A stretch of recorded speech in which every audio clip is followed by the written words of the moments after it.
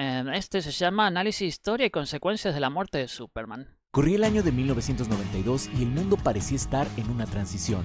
Por un lado, la Guerra Fría había terminado y la tecnología comenzaba a acercarnos al resto del mundo, y por el otro, la rebeldía de la música grunge resonaba fuertemente con una generación de jóvenes quienes luchaban por tener una identidad propia. Esta juventud, con un espíritu más cínico y menos optimista, sentía mucha más afinidad hacia historias crudas de cómics como Watchmen o Punisher, lo cual hacía sumamente difícil que superhéroes más clásicos fueran tomados en serio. En esta época de conflictos y antihéroes, un grupo de escritores de DC Comics buscaron la manera de mantener a Superman, el héroe más clásico de todos, el Boy Scout eterno, relevante de nuevo. Sin embargo, esta tarea sería mucho más difícil de lo que este equipo esperaba, ya que la compañía tenía otros planes para el personaje que involucraban una popular serie de televisión, por lo que este equipo de escritores se vio obligado a tomar rápidamente una decisión que cambiaría la historia de los cómics para siempre: matar al superhéroe más grande de todos. Así fue como la muerte de Superman comenzó a gestarse, por un azar del destino que dio como resultado un efecto dominó en la industria. Uno que traería una gran época de ganancias económicas, seguida de una época oscura en donde incluso Marvel Comics tuvo que declararse en bancarrota. ¿Cómo fue que una sola decisión causó tanto impacto? De eso vamos a hablar en este video. Ya que te voy a contar cómo fue que surgió el cómic de la muerte de Superman, analizaremos algunos puntos importantes de la historia, su impacto cultural y cómo fue que este cómic transformó al mundo. Pero eso no es todo, ya que al final del video te voy a decir cómo le puedes hacer para llevarte este hermoso ómnibus de la muerte de Superman, cortesía de Panini Comics, hasta la puerta de tu casa, además de un descuento especial en cómics que todos ustedes pueden usar. Mi nombre es Go, el Monitor Geek, y agarra tu botana favorita porque ha llegado la hora de un gran videoensayo, porque nos vamos a tomar por primera vez en la historia del canal a la muerte de Superman muy, pero muy en serio.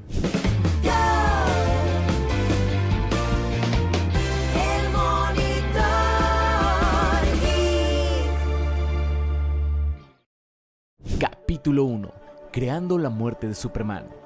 A mediados de los 80s, la continuidad de DC Comics se había vuelto demasiado complicada para los lectores promedio, ya que para ese entonces la compañía ya contaba con casi 50 años de historias canónicas que involucraban cientos de universos diferentes, por lo que era difícil, incluso para los escritores, seguirle la pista a todo. Entonces, para celebrar su 50 aniversario, DC decidió hacer un gran reboot de todo su universo. Pero la idea no era simplemente empezar desde cero y ya, sino crear una historia que le diera sentido a este cambio. Así fue como nació la Crisis en las Tierras Infinitas, en donde mundos vivieron, mundos murieron y el universo DC jamás... Yo también tengo entendido que esto fue por el tema de los escritores. O sea, habían dicho que habían... Mira, ¿cómo decirlo? Había demasiados artistas y escritores. No era solo uno. Cada uno tenía su propia visión y su estilo con los superhéroes, ¿no? Y después la cosa era... Bueno, es un universo paralelo y tal. Y ya era muy caótico, como él dijo. Esta parte sí me la conozco porque... me había informado por este cómic, que acá fue donde quisieron arreglar ese tema. Más volvió a ser el mismo. Héroes y villanos de muchos universos tuvieron que unir fuerzas para derrotar a la maldad absoluta, y al final de la historia se formó un nuevo universo DC mucho más amigable para los nuevos lectores, con historias que comenzarían desde cero. Una de ellas obviamente sería la historia de Superman.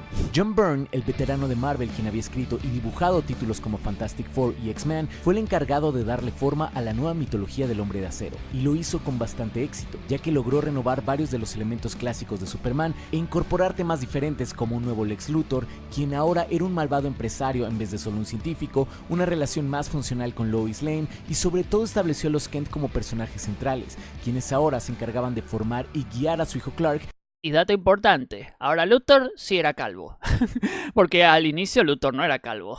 A través de este complicado mundo. El enfoque de Byrne funcionó tan bien que en un punto, él llegó a encargarse de 3 títulos diferentes de Superman al mes. Sin embargo, tras su salida, DC batalló mucho por encontrar quién llenara sus zapatos, por lo que decidió contratar a un equipo de 4 escritores para los ahora 4 títulos de Superman que se encontraban en el mercado. Sin embargo, este equipo no solo tuvo que enfrentarse a un gran declive en las ventas de los cómics del Hombre de Acero, sino también al hecho de que la cultura pop estaba cambiando, y ahora antihéroes como Punisher o héroes más violentos como Wolverine parecían mucho más atractivos que nuestro Boy Scout con capa roja y calzones por fuera. A este equipo creativo se le ocurrió una gran idea para atraer público. Sin embargo, las cosas no salieron como ellos esperaban, y es que la muerte de Superman fue una historia que nació como un accidente. La idea original era cazar a Superman, no matarlo. Pero ¿cómo fue que pasaron de boda a funeral? En diciembre de 1990, Clark Kent finalmente, después de más de 50 años de historias, le propone matrimonio a Lois Lane, quien acepta sin saber que se trata de Superman. Lamentablemente, alguien se opuso al matrimonio y no fue ningún villano de los cómics, sino la presidenta de DC de aquel entonces, Janet Kahn. Esto debido a que la serie Lois y Clark, las nuevas aventuras de Superman, una serie enfocada en la pareja, se encontraba en desarrollo, por lo que Warner quiso cuadrar la fecha de la boda en los cómics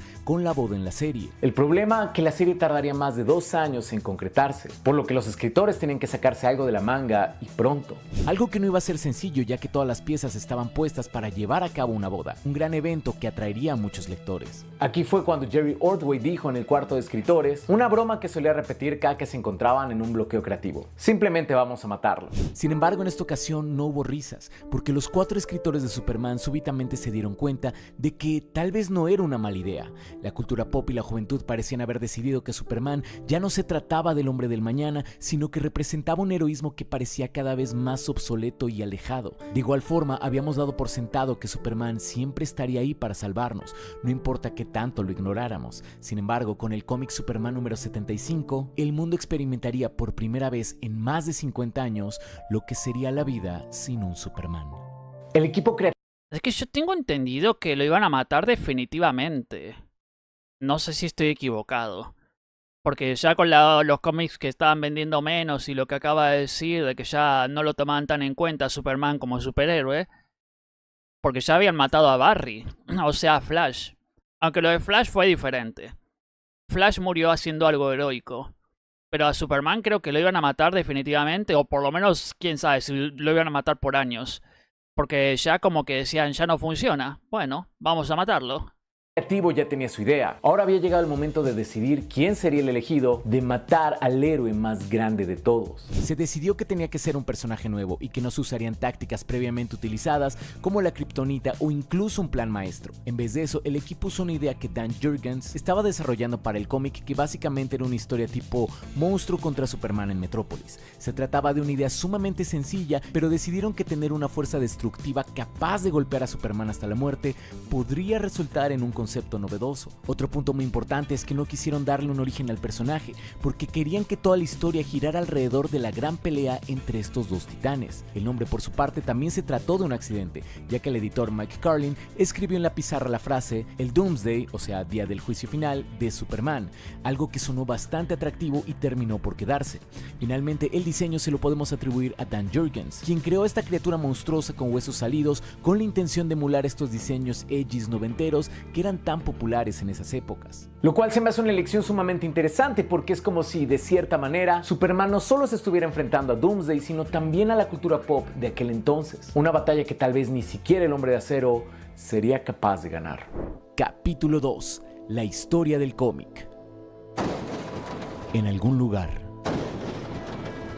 Doomsday se acerca. Implacable.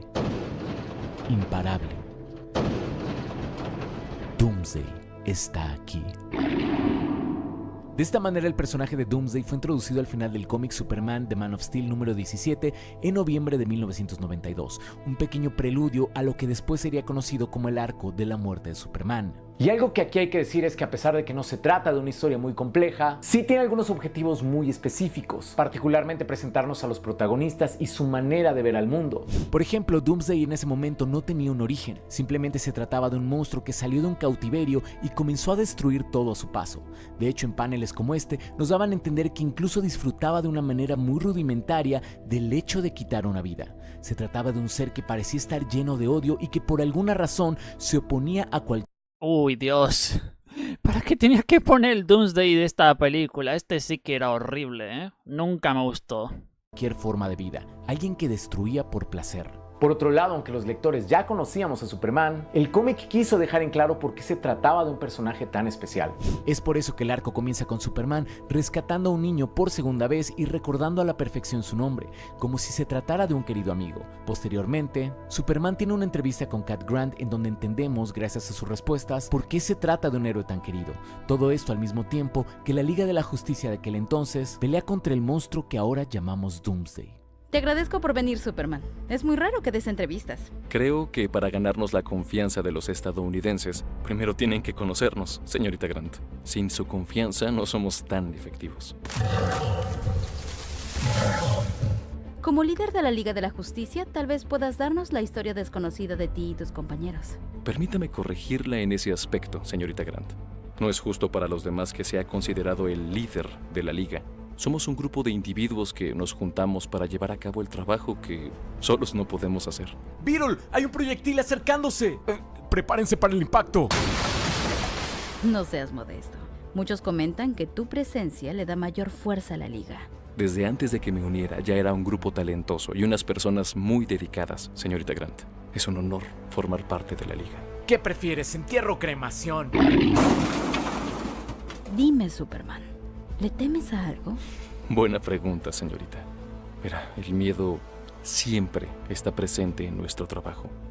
Me da miedo fracasar o lastimar a gente inocente y, siendo honesto, a veces temo por mi vida.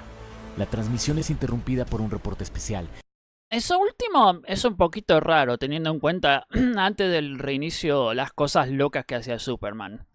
Era muy raro que de verdad alguien lo fuera a matar. La Liga de la Justicia está siendo masacrada por un monstruo desconocido.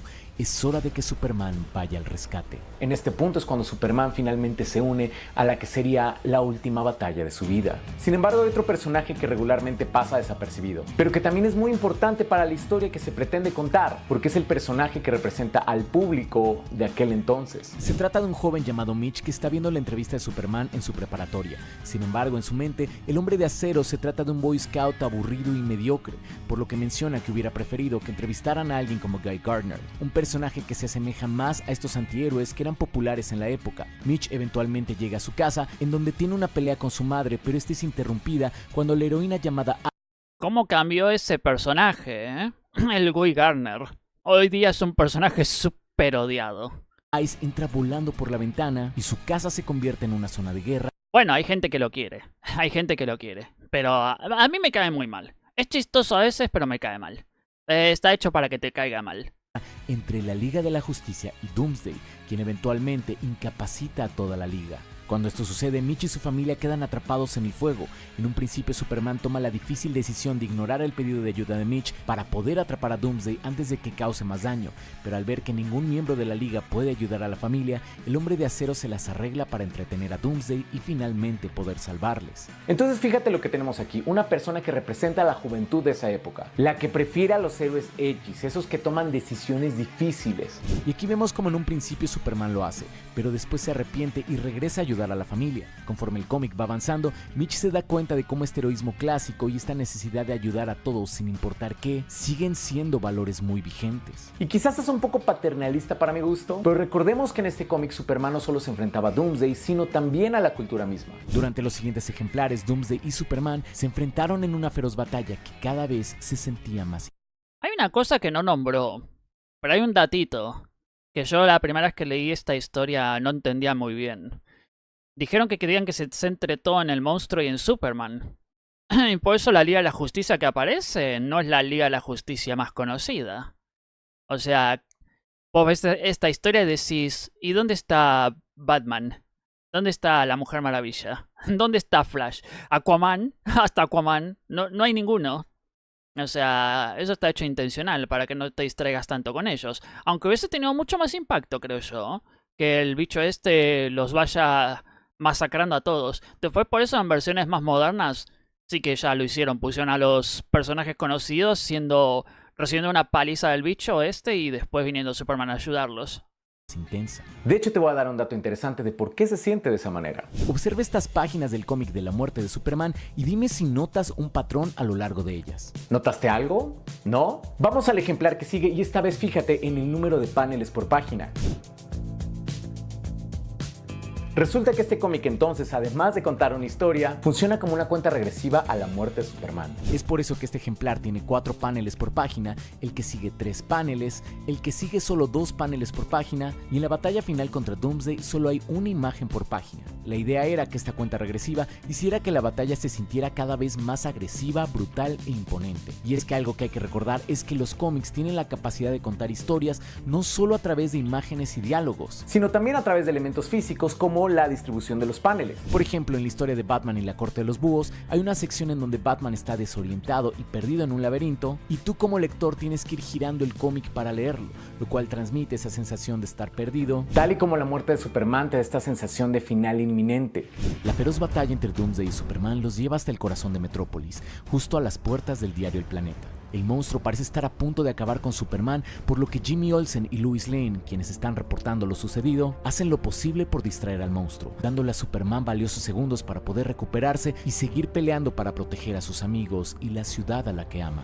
Estoy exhausto, pero debo seguir peleando hasta que alguno de los dos muera. El impacto de sus golpes es tan fuerte que las ventanas del diario El Planeta estallan por la onda de choque, pero ninguno de los dos se detiene y ambos colisionan en un último y explosivo esfuerzo. En los años venideros, algunas personas relatarán el poder de estos últimos golpes, otros recordarán el enorme cráter que la pelea dejó, pero la mayoría recordará este triste día como el día en el que el hombre más noble que jamás se haya conocido finalmente cayó ante la mirada atónita de sus amigos. Una imagen que ahora parece suspendida en el tiempo, capturada por la cámara de Jimmy Olsen. Y para quienes fueron sus padres, ese sería el día más oscuro que jamás imaginaron. Lo educaron para comprender el valor del sacrificio, para valorar la vida, y así termina. Para que una ciudad permaneciera a salvo, un hombre dio todo lo que pudo y más. Por favor, resiste. Los paramédicos llegarán en cualquier momento. Doomsday está... Lo detuviste. Nos salvaste a todos. Ahora descansa hasta que... Pero Luis no sabe que es muy tarde, pues este es el día en el que un Superman murió. Capítulo 3. No sé qué tanto podría ser un paramédico, porque actualmente, o desde hace ya mucho tiempo, para poder hacerle algo a Superman, si lo tenés que operar o algo, hay que usar kriptonita. O sea, si no, no puedes cortarle la piel. O sea, un médico normal no puede ni siquiera darle una inyección. No pueden atravesar su piel. La vida después de la muerte.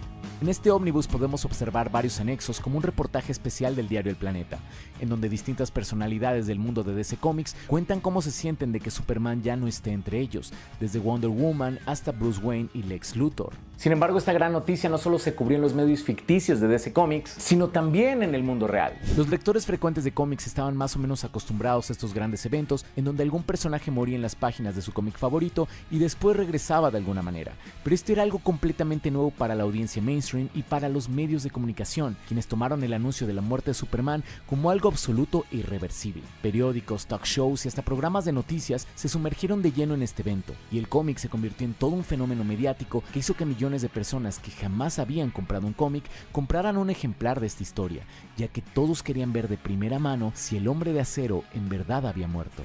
Y eso es algo que podemos notar incluso hoy en día. Por ejemplo, yo cuando conozco a alguien que no es fan de los cómics y se entera de mi línea de trabajo, es muy común que me diga algo así como: yo tenía el cómic de la muerte de Superman de Editorial Beat. Y es algo que siempre escucho con gusto porque me hace recordar que hubo un momento en la historia en el que todos voltearon a ver los cómics, geeks y normies por igual. De hecho, estos que ves aquí son algunos de los primeros cómics que yo compré en la vida, porque sabía que tenía que leer alguna vez la historia de la muerte de Superman, aunque ya habían pasado muchos años desde aquel suceso. Finalmente, el Superman número 75, el ejemplar en donde el Hombre de Acero finalmente cayó ante Doomsday, vendió 6 millones de copias, un número muy superior a los 150,000 ejemplares que Superman solía vender, lo cual incluso duplicó el precio de las acciones de DC Comics de la noche a la mañana, y este arco narrativo se convirtió en uno de los más grandes éxitos de DC Comics. Pero el trabajo de los escritores no había terminado. Es cierto que el Hombre de Acero había caído, pero aún tenían que escribir qué ocurría en un mundo. Si te lo pones a pensar, lástima que luego esto se volvió muy normal, ¿eh? En ese momento era muy raro decir: uy, mataron a Superman, el superhéroe más famoso literalmente del país o del mundo, ¿no? Y hoy día, si te dicen mataron de nuevo a Superman, es como: ah, bueno, después lo reviven. Es que ya abusaron tanto de esa técnica de matar personajes y revivirlos que ya es como Dragon Ball. Yo me imagino la primera vez que en Dragon Ball se muere Krillin. Que se muere así de la nada, aparece muerto. Y es como, ¿qué pasó? Así de la nada apareció un Krillin muerto. Y claro, en ese momento habrá sido súper impactante en Japón, el manga, el anime, seguramente dijeron, ¿qué pasó acá? Y era en la saga de Piccolo. O sea, y decís, sí, todo impactante, pero después se vuelve tan común y tan cliché que ya es como... ya hoy día ves Dragon Ball y se muere un personaje y decís, bueno, a mí no me produce nada ya. O sea, ya me da lo mismo. ¿Cuántas veces se murieron y revivieron? Los cómics terminó pasando lo mismo. O sea, es una pena. Sin Superman y también conservar las ventas que ya habían logrado. La segunda parte de esta saga llevaría por título Funeral para un amigo y comienza justamente con un equipo de científicos y paramédicos intentando salvar la vida del Hombre de Acero mientras las personas cercanas a él como Lois Lane o los Kent se aferraban a la esperanza. Cuando se dio por fin la triste noticia, la historia se enfocó en presentarnos cómo es que distintos personajes dentro del mundo de DC Comics lidiaban. Sí, es bastante gracioso que ahora aparecen estos personajes. Y yo cuando veía la historia decía, ¿y dónde estaban? ¿Dónde estaba Batman? ¿Dónde estaba Flash? ¿Dónde estaba la Mujer Maravilla? Lo que acabo de decir antes, pero bueno, tenía una explicación eso. Una excusa para que no estén.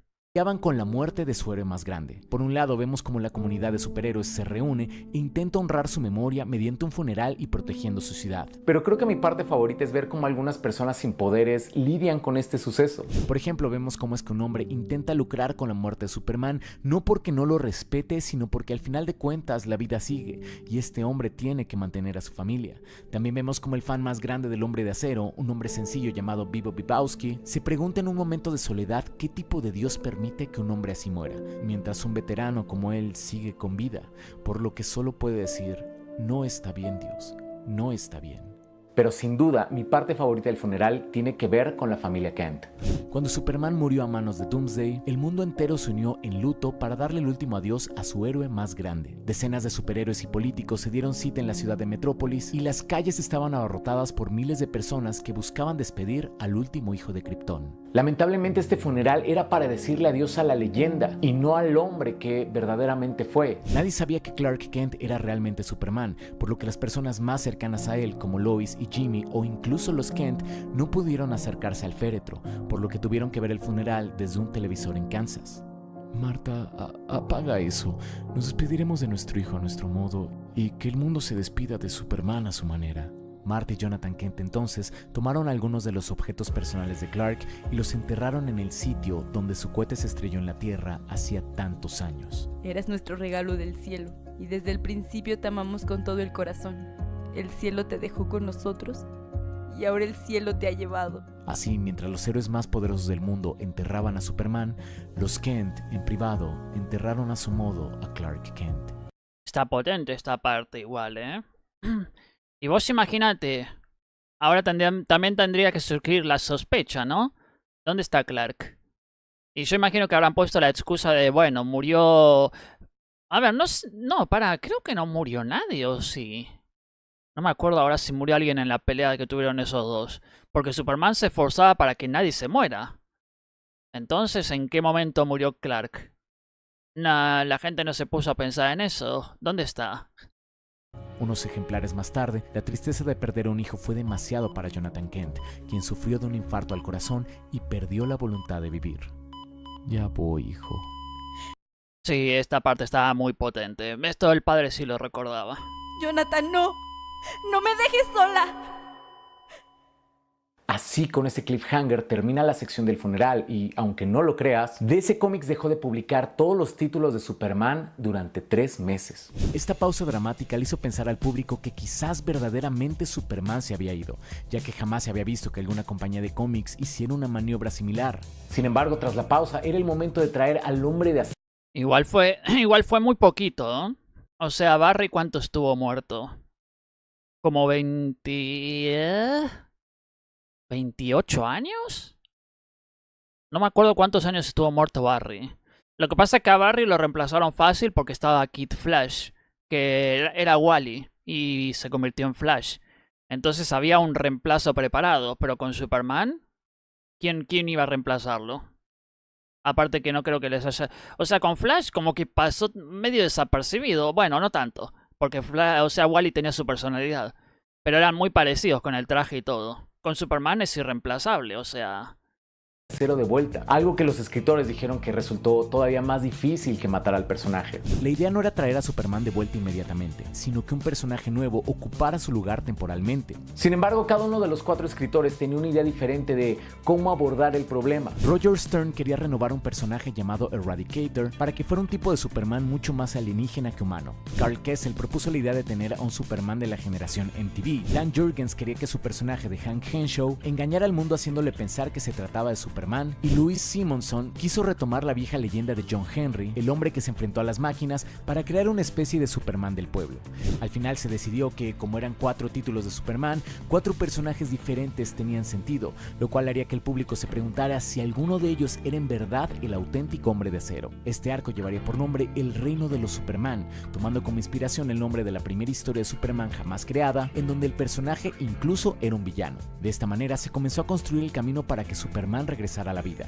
El Hombre de Acero entonces no solo había vencido a la muerte misma, sino que también demostró que podía seguir siendo relevante más de 50 años después de su creación, al mismo tiempo que le inyectó vida nueva a compañías como DC Comics e incluso Marvel, quienes vieron en eventos como este una oportunidad de incrementar sus ventas. Lamentablemente, la muerte de Superman también tuvo consecuencias negativas a mediano plazo en la industria. ¿Por qué? Imagina un mundo en el que muchas personas compran cómics a manera de inversión. Hoy en día es mucho menos común, pero en los 90s un tipo de comprador de cómics llamados especuladores comenzaron a adquirir ejemplares pensando que en un futuro podrían recibir buen dinero a cambio de ellos. Este tipo de compradores nace debido a que a finales de los 80s cómics como Watchmen o Killing Joke comenzaron a venderse muy bien entre los adultos, y cómics muy antiguos comenzaron a ser altamente coleccionables. Se les llamaba especuladores porque, como no podían saber a ciencia cierta cuáles cómics serían famosos en un futuro y cuáles no, especulaban y compraban aquellos que les parecían una mejor apuesta. Esto lo vi mucho en El Precio de la Historia, que llevan muchos cómics y a veces piensan que pueden valer mucho, y realmente hay cómics que valen como 50 centavos y decís, pero este cómic tiene varios años, ¿sí? Pero no, o sea, si en el cómic no pasó nada importante, es como que no les interesa. Entonces, no tiene demanda, no vale nada, da lo mismo. ¿Cómo decidían esto? Pues básicamente consumían las historias en donde había cambios drásticos en un personaje, grandes eventos o ejemplares con numeración importante como el 1, 50, 500, etc. Sí, justamente eso. Por ejemplo, el cómic número 1 de Spider-Man. ¿Cuánto vale? O sea, hablamos ya pasando el millón, me parece, ¿eh? O el número 1 de Batman, o el número 1 de Superman. Esos que son los más raros, porque son súper viejos. Lo cual hizo que el cómic de la muerte de Superman fuera un gancho perfecto para ellos. ¿Cuál fue el problema de esto? Que DC y otras compañías vieron el éxito de la muerte de Superman y quisieron replicarlo a como diera lugar. Es por eso que en esta época vimos muchísimos eventos que alteraban dramáticamente a los personajes, desde Nightfall, en donde Bane rompe la espalda de Batman, hasta la saga de los clones de Spider-Man. También hubo muchas portadas con trucos como hologramas, relieves, y la peor debe ser esta portada, a la que le hicieron un hueco como si se tratara de un impacto de bala. Pero el problema es que el arte interior no consideró dicho hueco. Entonces al final solo tenías un cómic con un hoyo raro. Además, esta época vio nacer muchísimos títulos con número 1 que vendían muchísimo, solo para experimentar una gran caída en ventas en el ejemplar siguiente. Al final, los especuladores dejaron de comprar cómics porque se dieron cuenta de que esos millones que esperaban no iban a llegar. Esto causó un efecto dominó en una industria que cada vez se preocupaba menos por las buenas historias y más por los grandes eventos, lo cual dio como consecuencia una gran crisis en la que incluso Marvel Comics se declaró en bancarrota. Hay un concepto del cómic Doomsday Clock que me gusta mucho, y es que en un punto Dr. Manhattan dice que todo el universo DC parece formarse y cambiar alrededor de Superman. Y creo que algo similar ocurre en el mundo real. El Action Comics número 1 no solo representa la primera aparición de Superman, sino que dio inicio a la edad de oro de los superhéroes, una que vio nacer a decenas de personajes. Décadas más tarde, el Superman de Christopher Reeve le demostró al mundo que las películas de superhéroes tenían el potencial de contar grandes y taquilleras historias en la pantalla grande, y muchos años después Superman volvió a cambiar el panorama del cómic a través de su muerte. Esta historia se convirtió en una de las más icónicas del personaje, por lo que ha sido adaptada una y otra vez tanto en series como en el cine como en la animación. Hoy en día la muerte de Superman parece ser un paso inevitable en cada adaptación del Hombre de Acero, no solo porque nos cuenta la historia de un personaje que fue capaz de vencer a la muerte misma, sino porque nos demuestra el precio que Kal-El fue capaz de pagar para mantener a salvo el mundo que lo adoptó. Una hazaña que le demostró al público de aquella época que los valores y el estilo de heroísmo que Superman representa están lejos de ser obsoletos. Como podrás ver, se trató de una gran historia que cambió al mundo por completo. Y esta edición que tengo aquí de Panini justamente recopila la muerte, el funeral, el reino de los Superman y varios anexos que fui mostrando en el video. ¿Cómo le puedes hacer para ganar? Solo tienes que enviar al correo que ves aquí en pantalla un dibujo a mano que sea tu versión de una portada variante de la muerte de Superman. A color, en blanco y negro, como tú decidas, pero a mano. Posteriormente habrá una selección de finalistas y un jurado especialista en el tema decidirá quién se lleva este ómnibus hasta la puerta de su casa, tomando en cuenta elementos como técnica, pero también creatividad. Todo este proceso será anunciado tanto. Está bastante bueno el libro, debo decir, literalmente. Eso ya ni siquiera es un cómic, es un libro. En mi Instagram como en el de Panini para que estés al pendiente y nos sigas por allá. Tienes hasta el 30 de mayo para participar. Además de que Panini ya me confirmó que habrá premio sorpresa para el segundo y tercer lugar. Pero las sorpresas no acaban aquí, ya que mis amigos de Panini nos dieron este cupón del 10% de descuento que puedes ocupar en cualquier compra de su página en línea. Así que tú date gusto y aprovecha esta oferta para adquirir esos cómics que estabas buscando. No dejes pasar esta oportunidad. Te deseo mucha suerte, yo soy Go y sigue viendo Más Allá de lo Evidente. Igual es una pena porque este sorteo ya terminó. Nomás lo dejé porque a lo mejor el código sigue funcionando. Pero bueno. Ya, sí, la historia de la muerte de Superman tiene como tiene dos películas animadas, ¿no? Sí. Y también está la película de Batman vs Superman. No sé por qué metieron su muerte ahí, pero sí, también lo hicieron ahí. Las animaciones no las voy a tomar tan en cuenta, no sé, las animaciones fans. Pero sí, o sea, tiene razón en lo último, ya abusaron tanto de la técnica esa. O sea, lo de Superman fue un accidente. Esta parte sí me la sabía. Porque la intención creo que sí era realmente que no vuelva a aparecer, o que no vuelva a aparecer por años. Pero al final dijeron, nah, vamos a hacer que reviva rápido. No como lo que pasó con Flash. Pero sí, luego empezaron a salir las historias esas que son... A ver, por DC se llaman crisis, todas esas historias. En Marvel no sé si se les llama... No, tiene otro nombre en Marvel, creo. Cuando pasa un evento súper importante que meten a montones de superhéroes y decís, uy, ¿qué está pasando acá? Y es como un super crossover donde tenés a los Vengadores, a los Cuatro Fantásticos, a los X-Men, todos juntos contra un villano. O en DC que está toda la Liga de la Justicia y otros 100 superhéroes más y decís, ¿y acá qué pasó? Son como historias súper épicas. Que las hacen con la intención de vender algo. ¿Y qué pasa? Que solo se fijan en eso. Y no se fijan en la historia que como tal. Que resulta ser una fumada. Y sí, estoy pensando... Lo estoy viendo a usted, Batman que ríe. Yo lo siento. Lo siento si a alguien le gustó la historia del Batman que ríe. La idea original estuvo buena. Pero lo que se convirtió después esa historia es una basura. Lo siento, la vi, no me gustó para nada. Es una fumada terrible. Y sí, lamentablemente esas historias se volvieron populares por esto. Así que tuvo su lado positivo, la gente valoró más su Superman y su lado negativo. Empezaron a salir historias de ese estilo.